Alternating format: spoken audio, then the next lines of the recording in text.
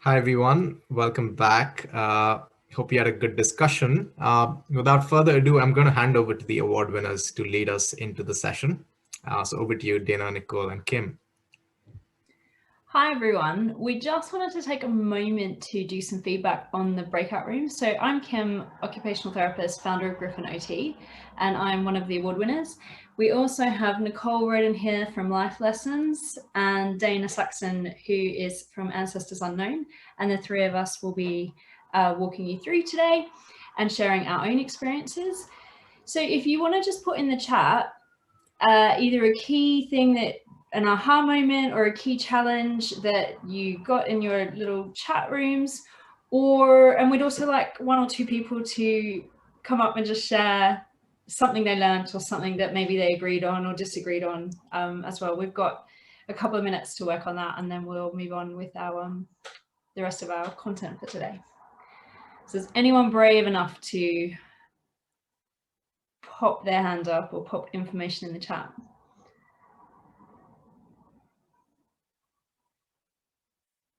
Looks like Linda has got her hand up in the videos. Perfect. Linda. Come in, Linda. Hi. So I wouldn't say there was an official agreement because it went super quickly. But I'd say from my perspectives, one of the obstacles I'm facing in terms of continuing the idea is being able to balance with full-time, working full-time, and then also continuing to run the project as well.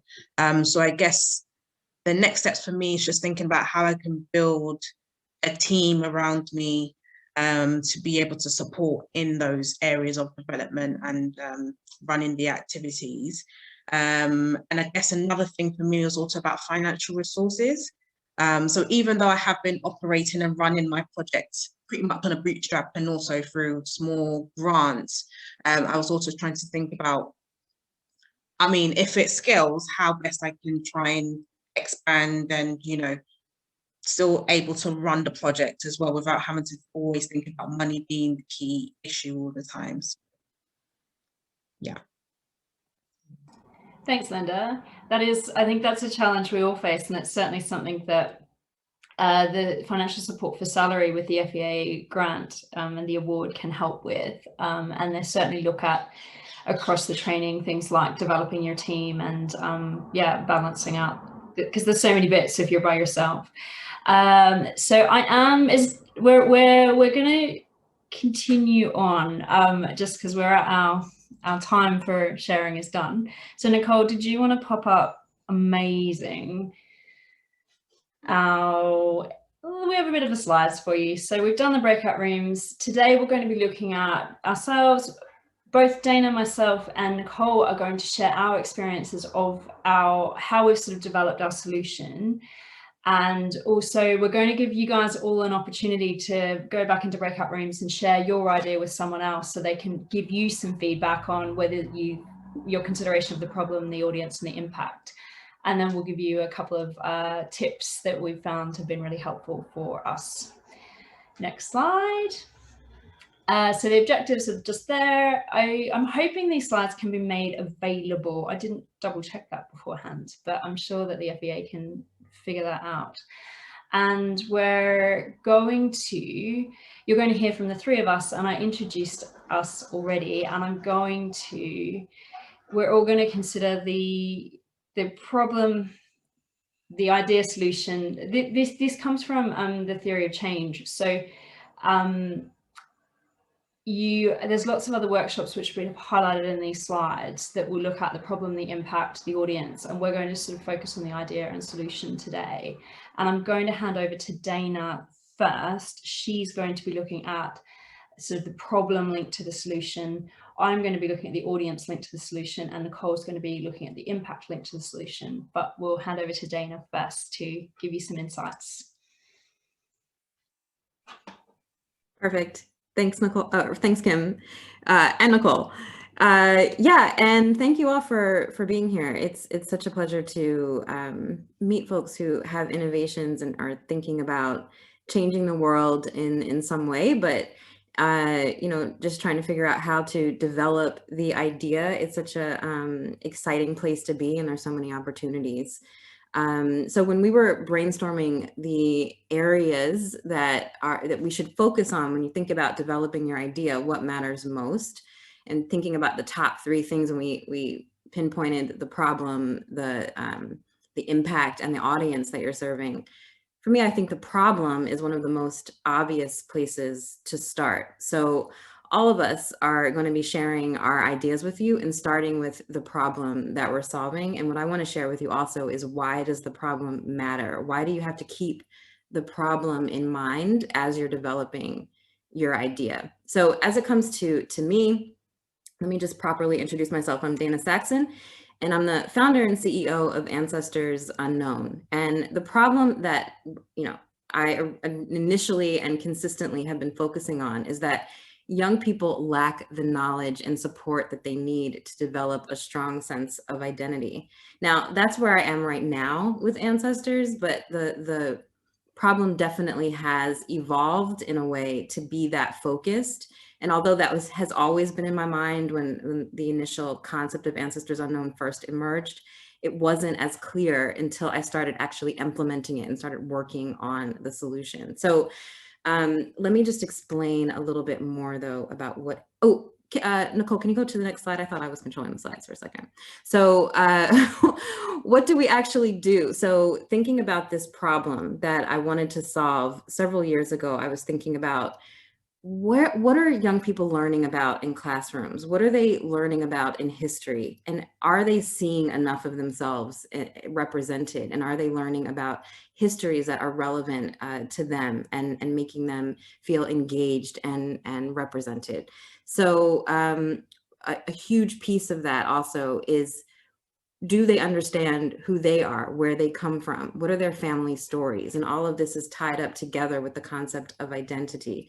So what Ancestors Unknown does to address this problem is brings family history research and other untold histories into classrooms. So we provide teachers with curriculum, lesson plans, workshops, and other community engaging opportunities that introduce the young people, the students, to family history research and learning about themselves and other people's histories in the process that otherwise aren't fully represented. So, let's go to the next slide. So that's a general summary. Nicole, can we go to the next slide? That's a general summary of what Ancestors Unknown does.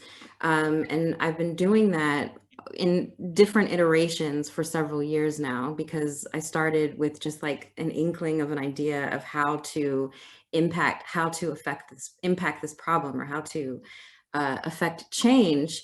But let's just back up a little bit. I got to the solution, but why does the problem matter? Why did I start off by saying that we have to focus on the problem first? If we're really thinking about the solution, let's just get to the solution. Let's change. Let's develop our ideas. But no, let's always remember what got us here. This is the purpose of your work. This is the reason why you got into it. This is the spark of the idea. This was the seed was planted because you saw that there was a problem that needed to be addressed, right? And it probably came from your personal experience. It probably came from maybe some research you've done. So this is the general starting point where we should be. Can we go to the next slide? But then once you really get a sense of your purpose or the problem that you want to solve, I really want to emphasize that as you're developing your idea, your understanding of the problem should also develop with your idea. You want to continue to, reflect on what is the problem from my perspective, but also what is the problem from my community's perspective, the community that I want to serve. What outcomes do I want what outcomes do I want to result from the work that I am doing? How do I want to change this or fix this problem? What audience do I want to serve? If you don't really understand fully the problem that you're addressing, you don't really fully understand your audience. You also need to understand who the partners that you want to work with are. Who are your potential competitors? As you evolve your understanding of the problem, your solution can become much more focused. Let's go to the next slide. And how do you get the understanding of the problem to be more focused? a big solution for me has been working with FEA, because over the past couple of years, I mentioned that I've been working with Ancestors Unknown for a few years now, but it's been kind of, I don't want to say scattered, but not necessarily as focused and targeted toward impact and evaluation, and really understanding like what I want to do with this big idea that I have to bring family history research and focus on young people's identity. How can I do this? How can I bring clarity to my solution and to the problem? Part of it is, again, like I mentioned, personal knowledge and experience. You're always going to bring that to the table, but expanding your understanding of the network. Who's like in the landscape? What are the who are the players in the field that you're potentially working with?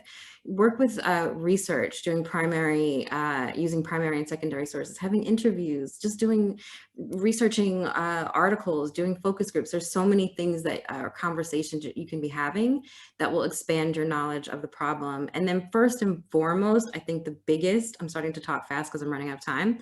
The biggest place that you can focus your understanding of the problem and gain some clarity about your idea is by testing it. Just, you have this big idea, you don't necessarily understand everything, you don't have all the answers, but just start doing the work, and then you will, trust me, you will gain clarity about what the problem is. You'll learn things more through the process of testing your idea than you could with research. I stand firm on that, because every year that I've tried Ancestors Unknown in a different way, I've learned something new about the problem that I'm addressing, which has also changed the way I am approaching the work and my idea.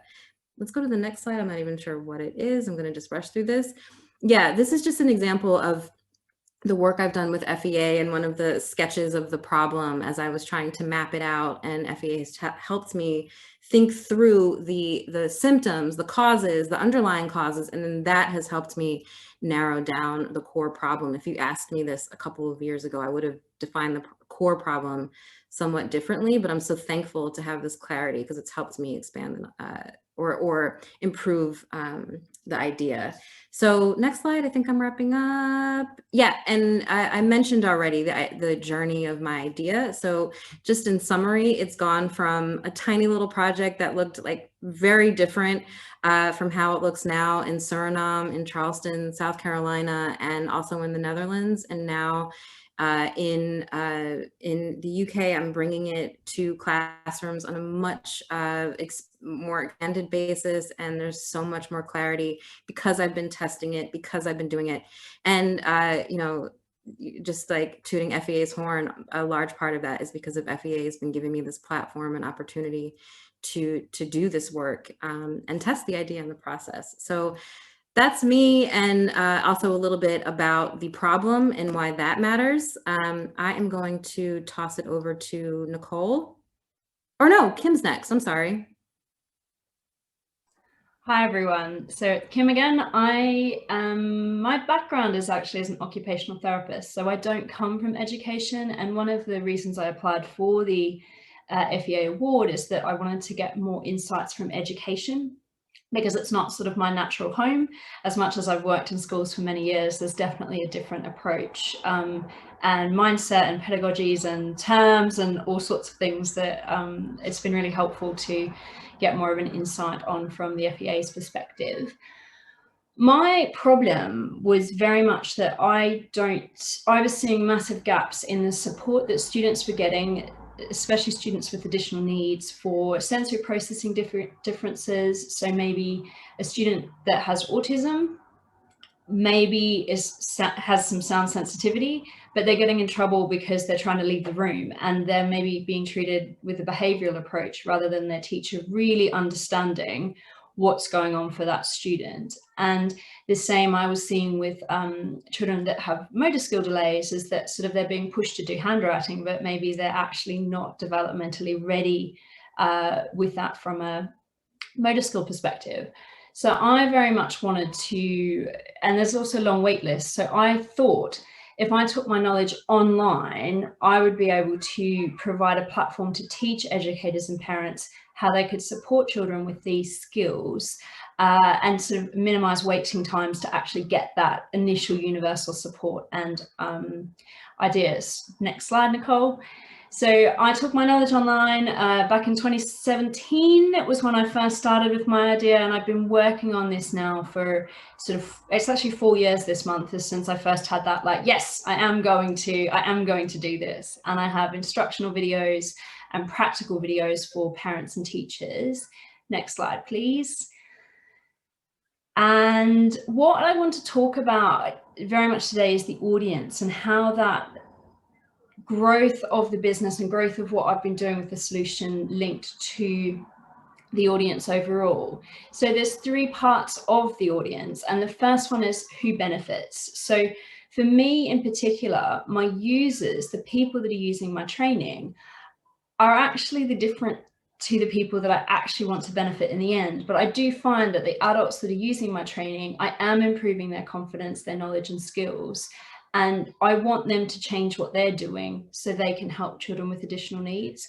And it's taken me a while to be able to articulate this. And it's certainly something through the FEA Award and the theory of change workshops that we did that I've been able to articulate more clearly and have a more clear focus on how I can measure the impact of that as well, which has been a really big help. Next slide, please. I also think about who's using the program. And when I first started, I just thought I had all these same people using the platform, using my training. So parents, educators, professionals, they were all the same person. Next slide. But what I realized as I've been looking at what I've been doing is that actually they're 3 very distinct groups and they've got very different needs. Next slide.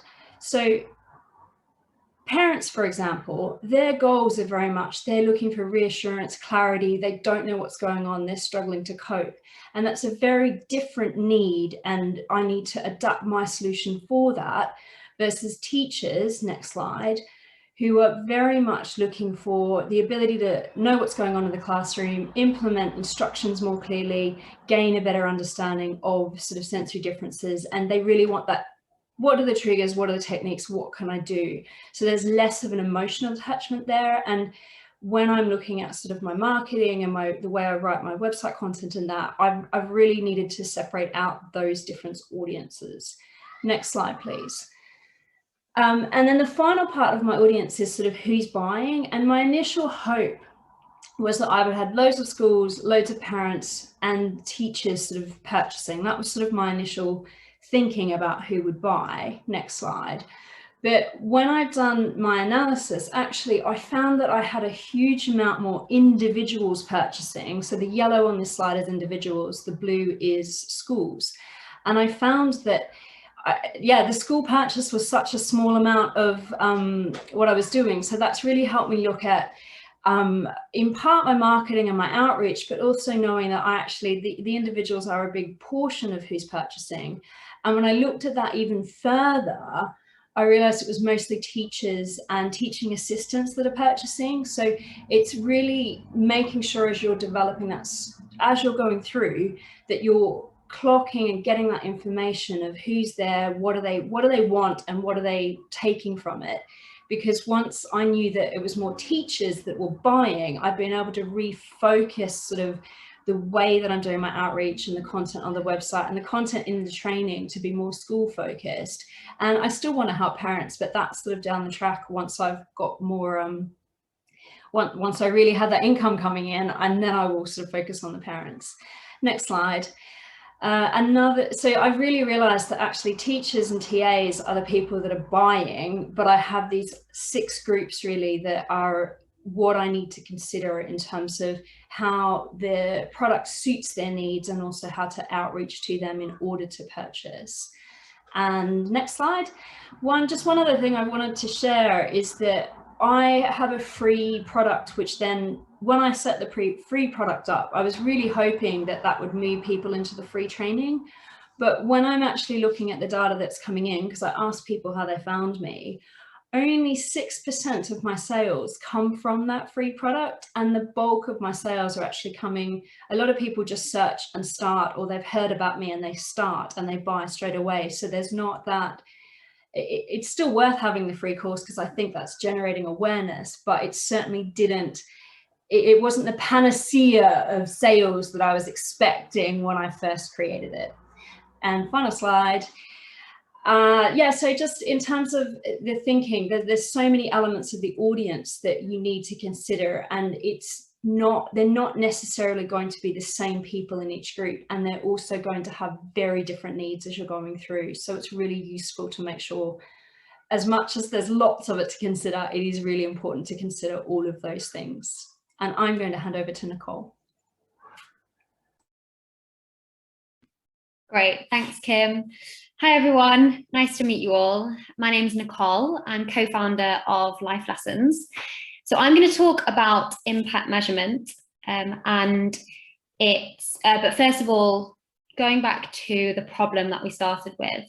So with the kind of rise of young people sexting and coming to watch pornography from a very young age, and lots in the news at the moment about kind of sexual harassment in schools. So our key problem was that young people don't feel that relationships and sex education is actually relevant to them, and that they're gaining the skills and the knowledge in order to thrive in the world. And this goes deeper in terms of other challenges with teachers. So my background's in teaching. I taught this subject, and the lack of training, lack of teacher time, which some of you have already mentioned, to really teach the subject well. Like, it's awkward to talk about sex with young people. So how can teachers do that? So our solution was letting young people share. So peer-to-peer videos, sharing stories in a blended learning experience. So teachers have the tools to be able to use the video content from people from a range of different backgrounds, sexualities, and faiths, for example, to talk about their experiences, and that students can kind of use this as and when they need. So I'm going to talk about impact measurement and the journey that we've been on. So first of all, why is it important? The most obvious point is that you can know in yourself that you're creating change, your solution is creating the change that you want to see, and that you're reaching the people that you want to make the change for.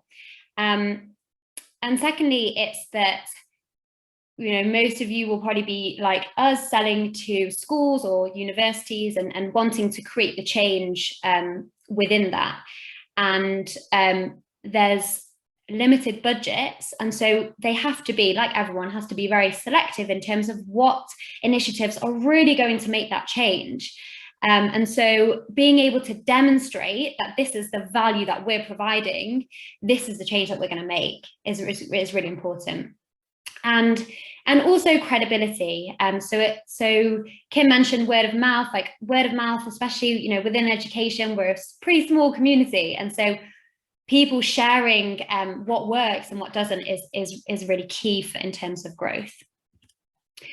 So our experiences, in terms of validating, we spoke to, like, talking about the problem is really important. We spoke to anyone and everyone who would, who knows about it, and we had so many conversations with teachers, head teachers, in-depth interviews and surveys. And then, and with like education, with sexual health charities, for example, to really like validate. And then to measure our impact, we did a pre-pilot survey in focus groups and post-pilot survey. And our pilot lasted for 3 months, which is something that we had the help of the FEA with, in terms of helping design our, what methods to use in order to gather that, to measure it. And how best to do that. And we also worked with a lecturer from the University of Surrey, and this was great because she benefited from designing this with us, and we were able to then use kind of her expertise to gain more credibility as well. So we were asking pupils, what do they think about relationships and sex education? How do they want to learn about it? Who do they want to teach them? And also, where are the gaps in their understanding and their knowledge? We did this with teachers as well. So a key part of what we wanted to achieve and the impact that we wanted to create is that teachers actually felt more confident, to deliver this subject. So we asked teachers, what subjects do you feel you've covered enough? Where would you want more support? How do you like teaching this? And then we did, so then they used the life lessons resources and videos. And then we did a post-pilot survey with pupils, and we did in-depth surveys. We did surveys and in-depth interviews with teachers. And this was really understanding like how do they find using life lessons, the videos and the classroom activities? Was it helpful? How confident do they feel? And how do the pupils respond? Measuring impact is something that's constantly ongoing. So now we're kind of moving away from the initial validation of what the problem is and moving towards what we've learned is really that relationships and sex education is a way to develop skills, life skills, such as resilience and critical thinking and reflection and self-esteem. So now when we're kind of into like version 2 now, we've kind of changed and with the FEA's help of learning from the theory of change, we've moved to more kind of general questions where they're rating their confidence. So, and what we've done is we've actually built this within the product so that pupils log on, and this is module 1, like they all do this as a baseline survey, and we do the same with teachers. So it's inbuilt within the product. And then we track after a few months, after a month, after 3 months, after 6 months. So my final kind of thoughts are for you to think about, who are you creating impact for? So for us, it was young people, it was school leaders and teachers. And then in the future, we're going to look at parents, and by when. So the theory of change really helped us to think about what change can we have an impact on in the short term, and how we're going to measure that. And then also thinking about more of the long term, like behavior changes, improving how, for example, how schools value RSE and improving that. So my key takeaways are linking back to the problem. You need to really, really understand your problem, as Dana said, to then come up with your clear impact goal. And then thinking about how you're going to measure that. So for you, is it going to be surveys? Is it going to be focus groups? Is it going to be an ethnographic study? And that impact is an ongoing process. So build it into your product or service. So that's it from us for now. These are some of the tools that we've mentioned. And so when we share the slides, you can click on these. And this is that the FEA has introduced us to and kind of worked through with us. And some relevant content that's been in the rest of the Impact Festival. So the recordings for the sessions will be there. So it might be helpful to kind of go back and really look at the theory. So before we go on to talking about your idea, do you have any questions? So if I stop sharing my screen for a minute, it would be great to just, please feel free to like put it in the chat, or any questions on the problem, the solution, audience, and the impact.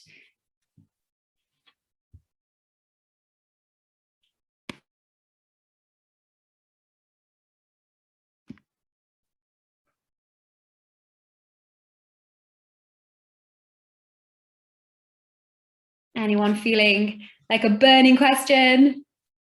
If not, that's fine. You can put it in the chat, and we're going to have a time at the end to answer questions. So maybe now be thinking about some questions to put in the chat for at the end. Cool. So we're going to go into breakout rooms. I'm going to share my my screen again.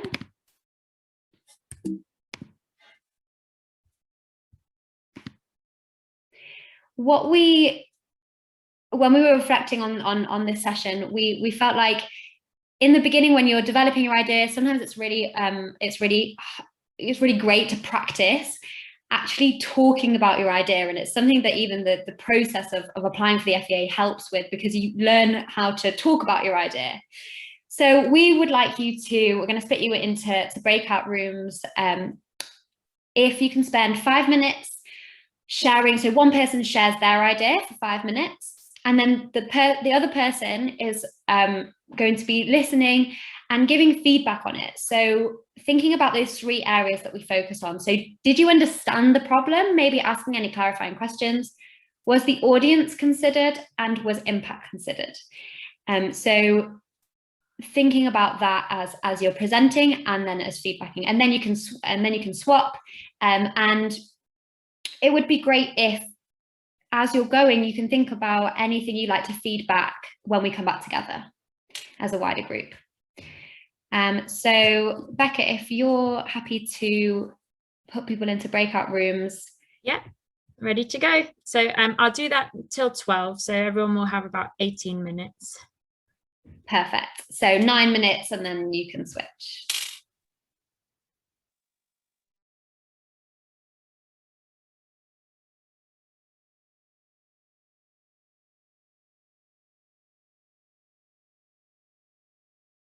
Do you want to put me with Payman? I think I can't add you, but if you open the break.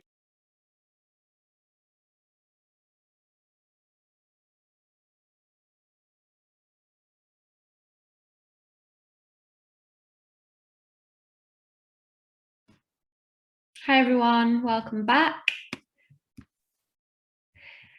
I absolutely loved dropping in to one of the breakout rooms, hearing innovation, and yeah, it was really, really brilliant. So would anyone like to share how they found that experience? It might be that you've just shared your idea for the first time, or yeah, anything that you kind of learn from either sharing or from hearing. I've learned, sorry, it's me again. I've learned that I felt that I needed to work on a pitch, so that my ideas are concise, so that I can express them in a more focused and concise way. That's how I felt when I was speaking. Obviously, I'm very passionate about the idea. I'm not sure whether I'm conveying that passion and whether I'm being clear in the information I'm sharing. Great, thanks so much for sharing. Anybody else would like to share their experiences? Yeah, I'm happy to. Yeah, I had a really great conversation with Kitty. It was fantastic to hear about the amazing work that she's doing. I think, like Liddy, is that how you pronounce your name? Yeah, it was a really useful reminder about pitching, and I found the structuring really good too, and the feedback that we gave was really useful. It just also highlighted, just through speaking to Kitty, just some of the problems which are quite overlapping with the issues that I'm solving. And that there seemed like some room for collaboration as well, potentially, which I found really useful. So it was great being in the breakout rooms.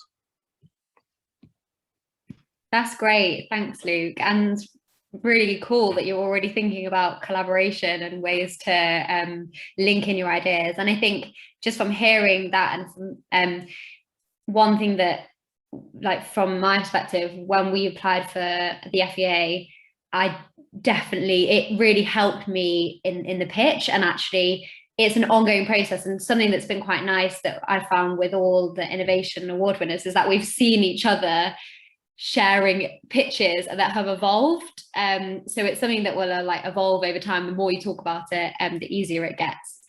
Cool. I think we have time for maybe one more person to share if you would like.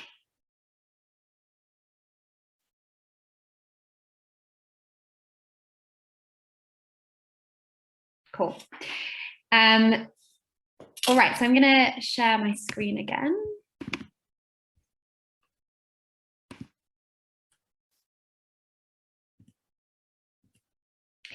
So we're just going to talk through some final tips for things to consider before moving into a Q&A section. So I'm going to hand over to Dana to talk through her final tip. Yeah, so my final tip is to get out of your head and stop overthinking it, because you already know what you know and you're an expert and you have this great idea. So now you just have to do it and put it to the test. So the reason why I chose this image here is because Ancestors Unknown, as I mentioned, it started as just a small little concept when I was in Suriname, and I was just doing a little like classroom exercises, and then it developed into a full curriculum with lesson plans for teachers that was eventually translated into Dutch. And here I am with this example of a young Dutch student showing her family tree and sharing her family history story. And this is not at all what I imagined it would be, and I wouldn't have been able to get to this point until I started testing it, and until I started getting feedback, and until I started realizing what I was doing wrong and what I was doing well. So it might take some time, and you're not going to get it right from the very beginning, but you're definitely not going to get it right if you're just keeping it in your head. So that's my top tip, to just do it. And thanks, Dana. My top tip is to something that I found really, really useful, and it kind of links with Dana's point as well, is this cycle of build, measure, learn, build, measure, learn. So thinking about what's a really small thing that you can test, to do that in a small way, to kind of challenge some of the assumptions that you're making. So then measure how, having a small way to measure the impact of it, learn from it, and then build again and iterate. And because I think sometimes it seems like, oh, I want to do this and this and this and this, and actually just focusing on what's the one thing that I can test right now. So for us, we wanted to test whether the video content, hearing from other people would resonate with young people. And so we did a really we paid people but not a lot of money. They made it on their iPhones, and the filming quality was really varied, but we could test it quickly and we could get it in front of young people and we could get their feedback. And then we measured that, and then we learned so much just from that initial not great video content, but it still had huge learning potential. And then again, we build, and then we measure, and then we learn, and we learn actually that quality is really important to young people. Like they don't want to see something that's really shaky, so that was something for us to really focus on. I'll hand over to Kim. I was just about to talk and realized I was on mute. So my main tip is very much to look at your audience whilst you're creating your product. So it's very, very, very common to focus on your product, make sure it's perfect. And I think Dana's tip very much said, just get going, test as you're going. Nicole's reiterated the fact that it is that do something, test it, check it, rather than having this complete product, which is what I personally did, and then no one to actually sell it to or kind of market it to. So definitely make sure as you're going with your product that you're also thinking about creating that audience and understanding A, what they're looking for, and B, how they're finding you. So in my courses at the start, I have a question that says, what's your goal for being here? And part of my motivation for that is to get people thinking about what is their goal for actually doing the course. My other motivation is I want to see why people are there, and I use that information to help with my outreach and sort of marketing and things like that. Because if someone says I'm here to learn how I can support the students in my classroom, I take that and reuse it in what I'm sort of doing, and it helps me to sort of refine my focus more. And also on my mailing list and on my sales page, I ask people how they found me as well, because I'm really able to use that information to know where to focus my efforts. So I know that Facebook is actually the best social channel in terms of getting sales, or in terms of getting people to sign up. And I focus much more attention on that compared to something like Instagram, where I know that I get very, very few sort of feedback through. So it's just important to make sure you are doing that audience as well as creating your product, rather than just building it and then expecting people to come, because if you don't have that list of potential customers, you don't have a group of people to sort of sell to and outreach to when you're ready. And one tip I've just got on there, I've just noticed, is some products will create a waiting list as a way to see how much interest there is, and also as a way to create that list of potential customers when the product's ready. So it's just a nice way to start creating that list of potential customers. And I think if we go to the next slide, I'm hoping it says questions. We've got, there's a few, actually I've put a few resources on there just in terms of, that have really helped me in terms of really thinking about that. How do you find your audience? What are your channels?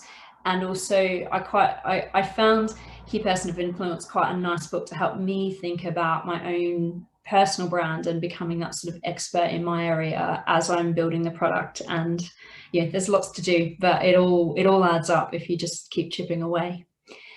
And our plan now is to have some questions. So if you've got any questions, pop your hand up. You can do a physical hand, you can do a Zoom hand, a thumbs up maybe, or you can pop them in the chat and we can answer them. So we've got until 12:30, so we need to do a quick poll at the end. But I see Lydia's hand is up, both virtually and physically. I love it. Go. Hiya. So with the problem, is it fine in the application? I don't know if anyone's done this, because and from my experience, I realized there could be like a bigger problem, but then it can be also broken down to another problem within that problem. Does that make sense? Is it fine to also state that as well? Because there can be so many granular bits within that social problem that we are addressing.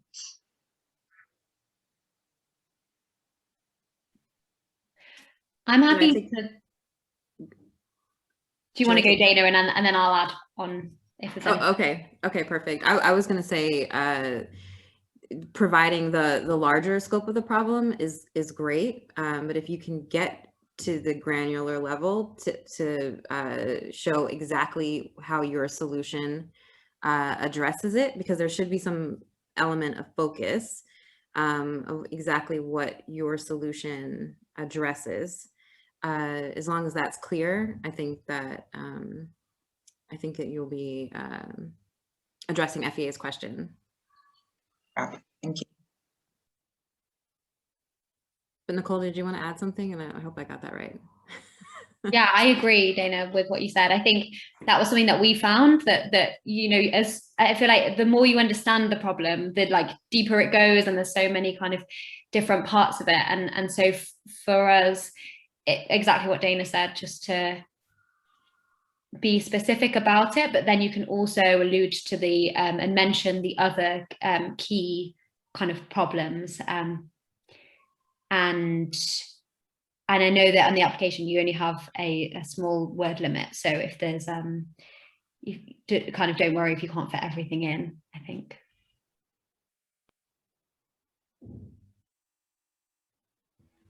Yeah, I'll also just jump in and add. So this is a tip we recently learned in an incubator session on how to talk about your work and how to present your work. And the advice was frame the problem as like a lock that your solution uniquely opens. So you frame the scope of the problem such that your solution neatly can. This is more of like how you talk about it, but it's also about actually understanding it. So, and both are important.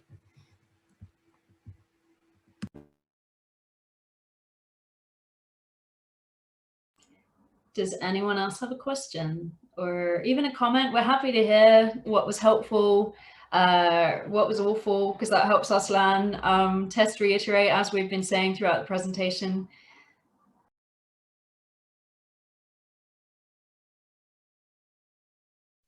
I don't know if we're just jumping in or people putting their hands up. Okay, no, I thought that was a really great session, because it was the first time I was actually forced to just speak about my idea, and I hadn't really, I put down loads of notes and stuff, but I hadn't, my partner was Luke, and he had a really kind of concise, like his idea was like already fully formulated, and I was kind of like, right, okay, you actually need to put your head down and kind of think about some kind of presentation that people can understand. So I thought that was actually really good at giving me a bit of a kick up the bum to actually like, yeah, distill my ideas better. And it's quite nerve-wracking presenting to people, and I think it was nice to have just one person. Lucky I was with him in the last group as well, so I felt more comfortable, but I thought that was a really good experience to get used to presenting my ideas. So yeah, thanks for that.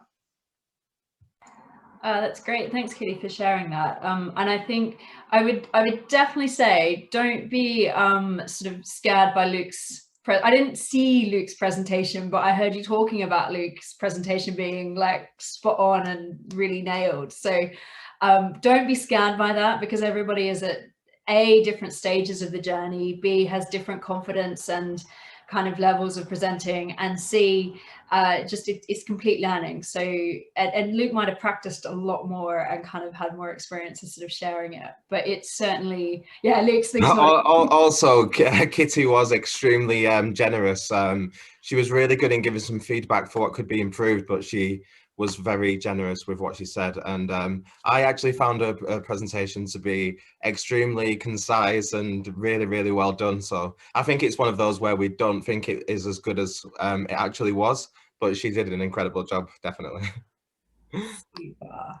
And it is great to practice, especially with strangers. That the book that's in the slides called the Mum Test, it very much goes through that. Make sure you're talking to strangers, because I spend a lot of time by myself. I spend a lot of time thinking about my solution, my ideas by myself, and I think it's fantastic.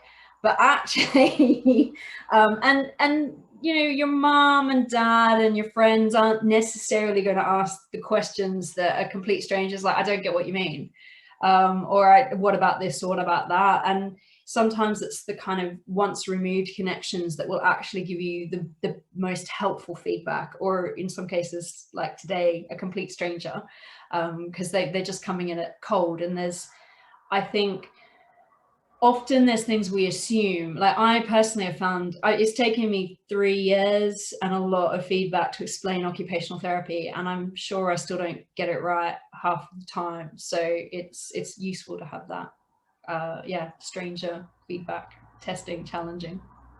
Yeah.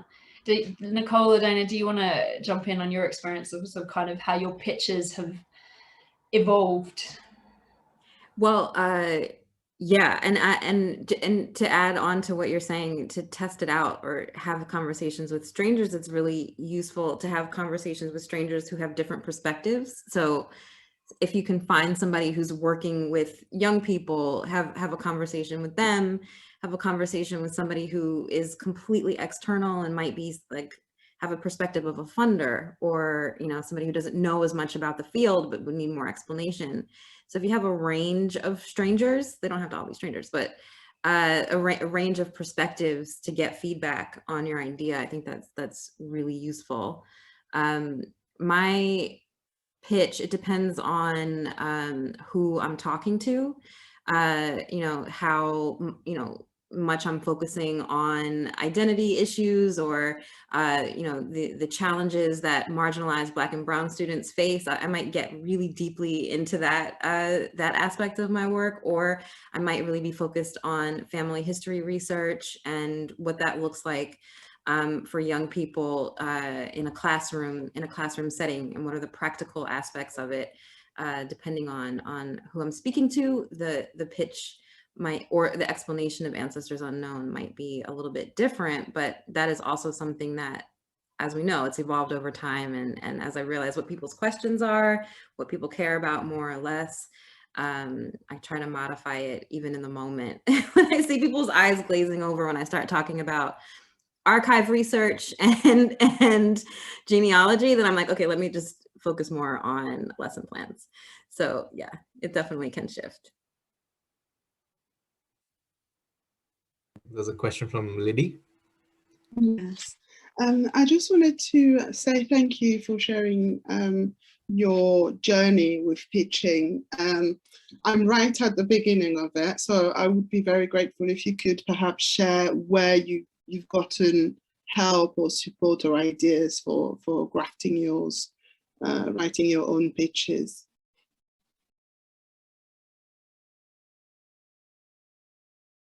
I don't mind going quickly first. I personally have had a lot of support from a couple of business mentors that I've had throughout the last 3-4 years, and also just doing it and practicing it and testing it out. The other thing I would say is look at listening to other people pitch. Also, I have found gives me a huge amount of ideas on what I can include on mine. Dana and Nicole, do you want to add? Yeah, I think it has definitely evolved over time with especially with FEA's support. Like, we've been doing so much testing and working with each other, and like Kim saying, we're listening to each other's pitches, so we're learning from each other through this process. But leading up to FEA, I've had a couple of instances similar to you, Kim, like working with mentors and people giving suggestions, and it usually starts with a time frame. Like, you have 3 to 5 minutes. What are the most important things that you want to cover? People need to what do people need to understand in that elevator time frame? So you have to get in a lot of information, so you can't go into tons of detail. So you have to kind of think through your priorities and what you want somebody to walk away from. And yeah, and doing that testing with other people leading up to FEA, because we had to do a pitch even for our application. Two so much. Yeah, but you just have to try it out, like make lots of notes, and you have to narrow it down. What I would typically recommend is like write down the range of what you want to cover. It might be a 10-minute speech, and then think through what actually needs to be covered, and then you practice it, and then you get feedback on it, and then it goes from there. Yeah, and I would just add, I really agree with what Dana and Kim have said about just trying it and going for it. Something that I found useful was that I have one of my friends who she works in education, and I knew that if I asked for it, she would give me really honest feedback. And I was like, be critical to me. I don't want to hear the nice things. I want to hear how can I improve? And because she was my friend, she wanted to help. She did. And also something that I actually saw in your group, Liddy and Alison, was that Alison fed back what she heard from you. And that's something that's a great thing to get somebody to do it. Like you say your pitch, and then somebody to feedback what they're actually hearing, because sometimes that can really shift, like, oh, okay, you're really not getting it. I need to change this. Or, okay, yeah, you've got those bits. Now I need to make this bit clearer. So yeah, they would be my 2 tips. Thank you.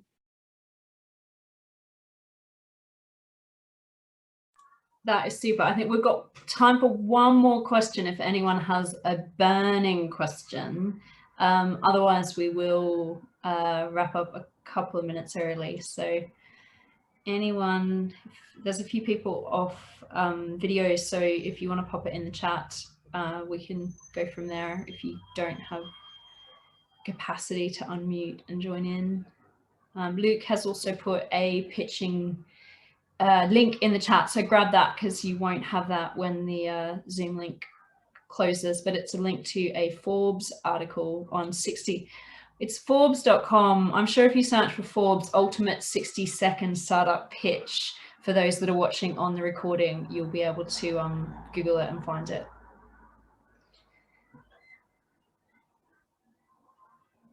Okay, I feel like that's a no. So Sean, have you got the poll, or has Becca got the poll? Someone has got a poll that we need to launch.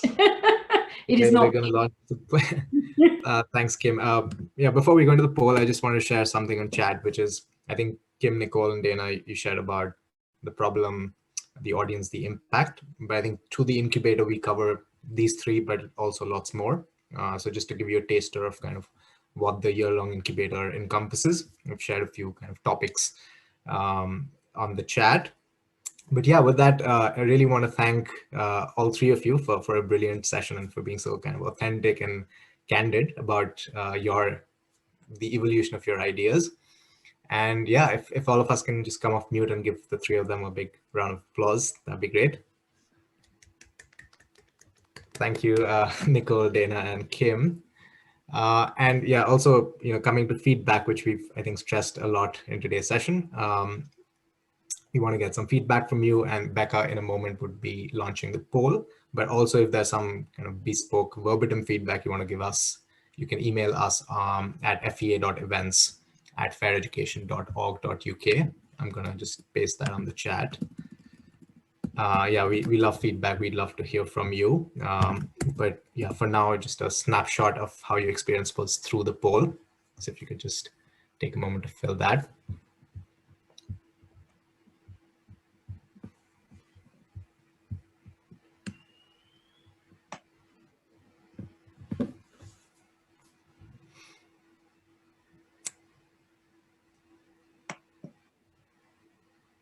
Cool, I can see some answers coming in.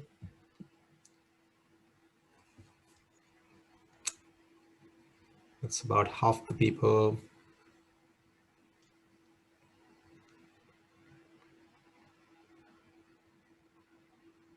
Yeah, just one more to go. Yeah, perfect. Thank you so much, everyone.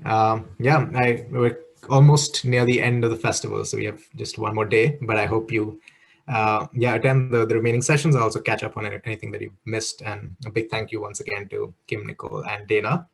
Enjoy the rest of the festival.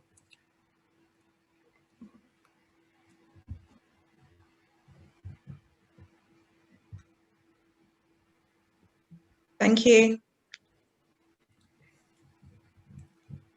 Bye. Thanks, Linda. Cool. Did Nicole drop out, or is she? Yeah, Nicole dropped. I think Nicole dropped out. I forgot to give you a heads up that the poll is actually accessible to you because you're co-hosts. But yeah, sorry. I don't know if you signed up for like in your face live feedback, but it was pretty good. There was one person that clearly didn't find it helpful, but they might have been looking for something different. I have a feeling, I think I know who it is. They got chided a bit in today's call, so it might be, yeah. Anyway, but I think, yeah, overall, most people have found it really valuable, 9s and 10s mostly. Yeah. Awesome. Thank you, both of you. And yeah, any closing thoughts, or yeah, how did you find that? Yeah, it seemed to go quite smoothly. I hope it was what you guys were looking for. Definitely. Yeah. And we had 12 odd people today, but we'll share the recording, and I think there's a lot of gold in there. So thanks. I think people really valued that 15-minute session. Like they were saying at the end, we're pitching to each other. Like I went in the room 6 and we were all divided out, and it was really lively